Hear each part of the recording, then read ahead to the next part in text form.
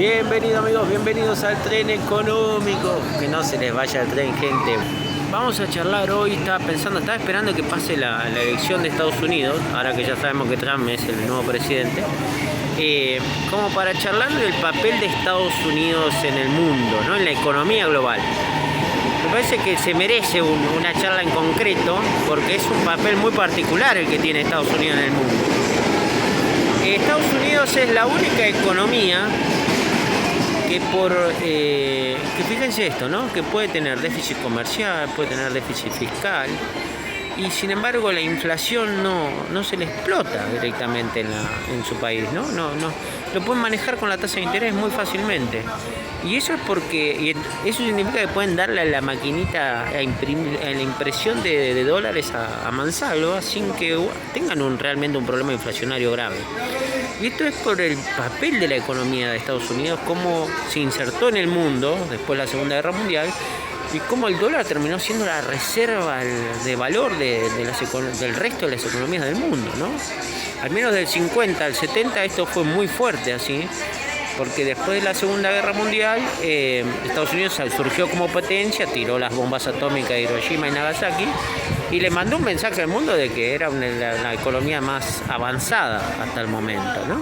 Entonces eso generó todo un viraje hacia Occidente, a ver a Estados Unidos como la economía más fuerte. Durante ese tiempo, fíjense, surgió después de la Segunda Guerra Mundial, surge la Organización Mundial de Comercio, surge el FMI, surgen todos los entes gubernamentales manejados por Estados Unidos, ¿no? Estos entes multinacionales, con la ONU también. O sea, todo el orden mundial que conocemos hoy, que está en cierta forma en duda, surgió con Estados Unidos en ese momento, ¿no? Después de la Segunda Guerra Mundial. Entonces esas fueron las cosas que fueron surgiendo. Y bueno, todo manejado por Estados Unidos, por el papel de Estados Unidos. ¿Y qué pasaba?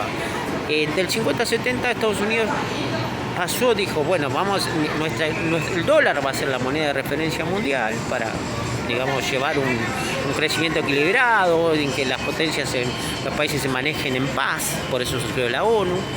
Y agarró y dijo, las reservas, o sea, las reservas de los países, aceptaron los países a sus reservas cambiarlas por dólares. El oro de su gobierno aceptaron llevarlo a Estados Unidos a cambio de dólares, como papel de moneda de reserva mundial, a cambio de que ese dólar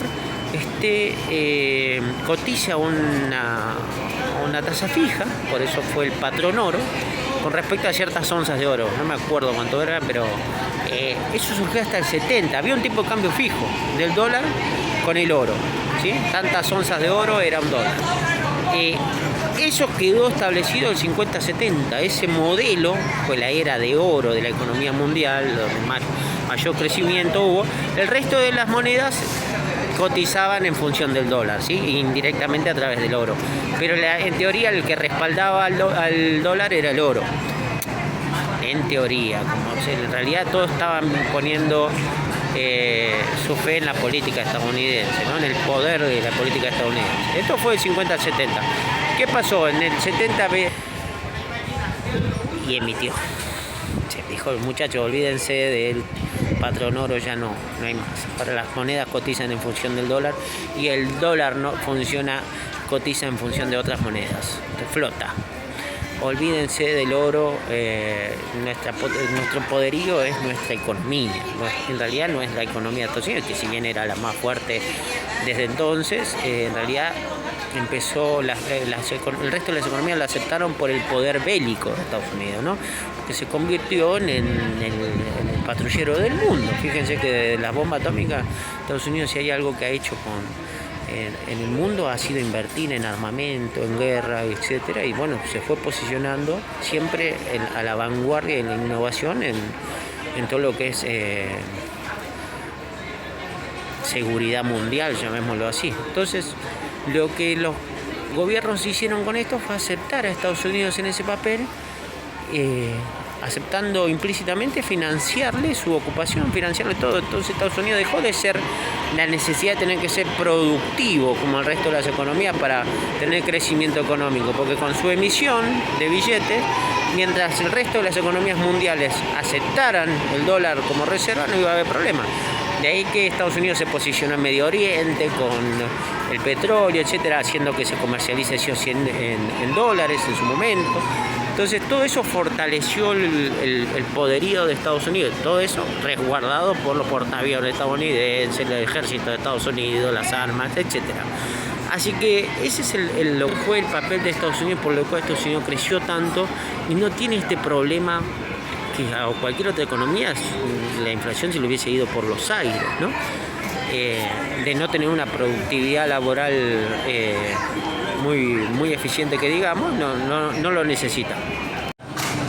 Ahora, con el surgimiento de China, los BRICS y demás, ¿no? Los otros países del tercer mundo que están creciendo rápidamente, fíjense que estos países sí crecen en base a productividad laboral. Entonces, al conocimiento, innovación, por eso crecieron mucho más rápido. Y no se basan en la particularidad que tiene esta posibilidad de Estados Unidos. Entonces, Estados Unidos se fue rezagando con respecto a estos países, digámoslo, por tener la vaca atada, ¿no?